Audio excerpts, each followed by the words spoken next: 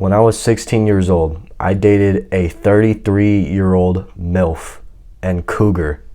And this is everything that I could have imagined having as an adult, actually. Like, I never thought I would ever get a woman like this in my life. So basically, I was 16 years old and I was working at a gym.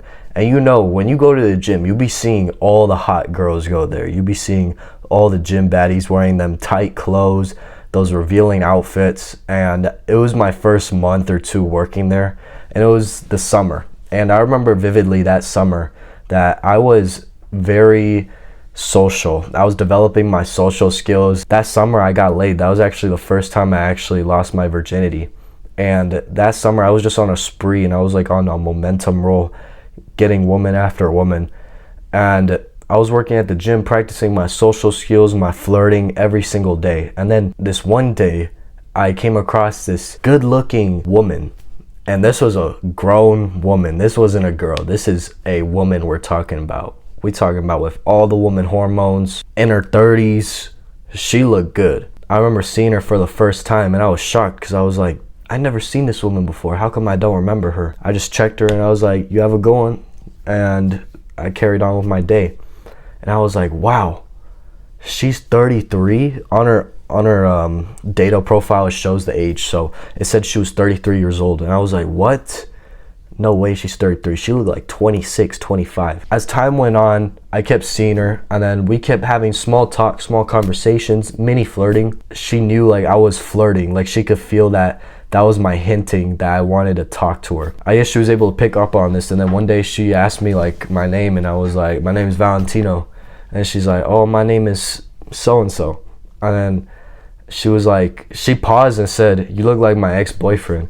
And people would take that as a bad thing and be like, oh, that's bad, bro. Why'd she say that? But I took it as a good thing. Because I truly have game. Like, I changed that into a good thing. And people will say it was a bad thing. But what I did was, I said, was he just as pretty as me, though? And then she was like, oh, get out of here. Like, saying it like she was starstruck. Like, she felt super flattered that I said that. And then I was just chilling at the front desk, you know, and then I get a call, right? We get these calls about people asking about the gym, right? And then there was this person calling, and I was like, yeah, who is it? And she was asking for me, for my name. Like, she was asking for me. And I was like, who is this? And it was the woman. It was a 33-year-old woman. She was calling at a separate time. And then she asked me how old I was.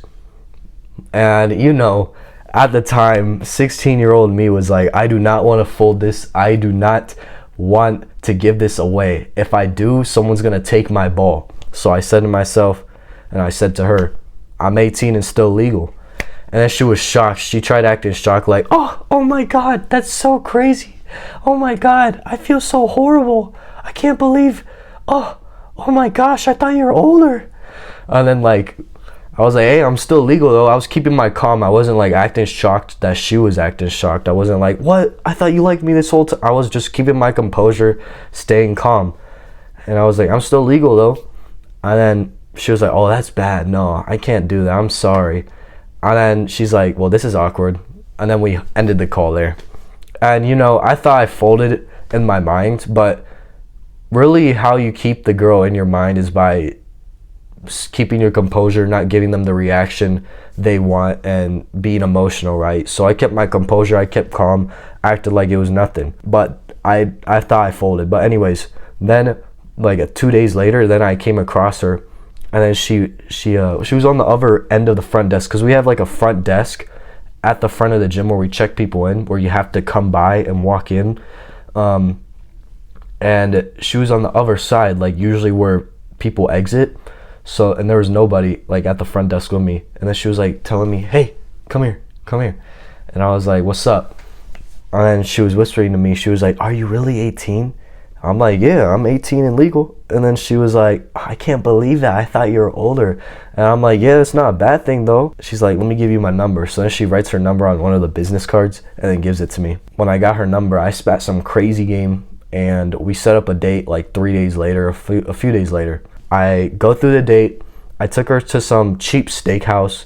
We got some food, right? And we was talking. She low-key caught me off guard with a few things she said, like, she would like test my confidence. Like she would be, because I was wearing this unbuttoned t-shirt, right, like showing my chest a little bit, but I was starting to get into the gym, so I was like confident with it, and I've worn it around girls, and girls said they liked it. But she was like, are you trying to show me your boobies or something? And I'm like, no, but I'm trying to see yours. Like I was, I was bold about it. Like that's the thing, you can't let these bad things stay bad. You have to turn it into a good thing. Then we got out of there and we was just chilling in the car, right? And my hand around her, I was just like feeling on her like this. And then we were just talking, and then all of a sudden, I don't know what we were talking about, but then it just went silent, and we were staring at each other for like a few seconds. And I know this feeling, and I know what it means. So then immediately we go in for the kiss and we start making out, and damn, I've never met a girl that kissed so good in my life. This woman, well, obviously she's 33, but man, she also had a little bit of lip filler too, so it felt so awesome when I kissed her. Like most people will never experience that in their life. Like I got to make out with a woman with lip filler. It felt so good. Felt like, this is explicit, but yeah, you know what I mean. And so then I was making out with her, and then I was like feeling on all her titties. Her titties were really huge, by the way. Like they were really big. And the thing is, they weren't like super huge where people would be like, ew, that's disgusting. They fit her like perfectly. Like they were perky, big, and like they fit her size, because she was a petite girl, like by nature. Like she was small, but the big boobs like naturally fit her. And I actually found out later on as we were dating, like she was bigger than double D size. She wasn't even double D's bra size. She was like, I don't know, in the E's or the F's. Like she had big boobs. But anyways, yeah, so we was making out, like I was feeling on her boobs and stuff. She was like, what should we do now? And I'm like, we go to your place. And then she was like, no, we're gonna be too loud there. So then she books a hotel room in Vegas, because we live in Vegas. And we go to the New Orleans casino. Then we get our ticket to go into the hotel room, whatever. And then we get to the hotel room and we get comfortable, and I start getting undressed. I wasn't fully nude yet. Then she starts getting fully undressed, and then she goes to the bathroom real quick, and then that's when I get fully undressed. I get naked, and then we both naked. So then we already know what type of time it is on. And this is my second body, by the way. This was my second body. Oh, and I forgot to say, before all of this, like by the time I got to the restaurant and the date, I popped 4 Viagra pills. I popped four blue Viagra pills, because I told myself, like, this is a 33-year-old woman. This is my second body, so I have to make sure I live up to the expectations and that I feel confident with myself when I'm in her, So I took 4 Viagra pills. So man, my junk was packing. I'll just say that. Like I literally grew an inch from taking that much, and I felt lightheaded, but it was worth it. I started making out with her boobs and started making out with her. She gave me head with the lip filler, with the DSLs. Oh my, bruh, I'm telling you, those DSLs were so powerful. They sucked the soul out of me. I'll say that. I'm trying to keep it a little bit PG-13 here, but it's hard to, because I remember it so vividly. It literally felt like a suction cup on me, Like it was that strong, the suction and the sucking, like from the lip filler. Like it was OP. I could just say that. It was overpowered. So she basically almost sucked my soul, like from that point. I didn't finish from her sucking me, but then when she did get on me, she started riding me first. Like she got on top of me, like reverse cowgirl, right? I already was basically off. Like I was basically already finished, because she basically like took all my energy from the head. So I was like, dang, man, I can't last. So then I literally like lasted only 30 seconds when she got in cowgirl. And also I forgot to mention, like her butt was so big. Like I can't even explain how big it was. Like that, like there were so many times like I ate her and I would just suffocate myself like eating it, because it was that big. But Yeah, and this was a Latina too, so you know they be packing the heat. Yeah, and I finished inside her like really quick, and I felt disappointed. And she was like, "No, don't worry, it's all right. We got all night. You just be calm, you just be chill, don't worry." And she was also on birth control, so I was free. I could bust as many nuts as I wanted to. Then we was just chilling for an hour, just chilling, cuddling, and talking, laughing and stuff.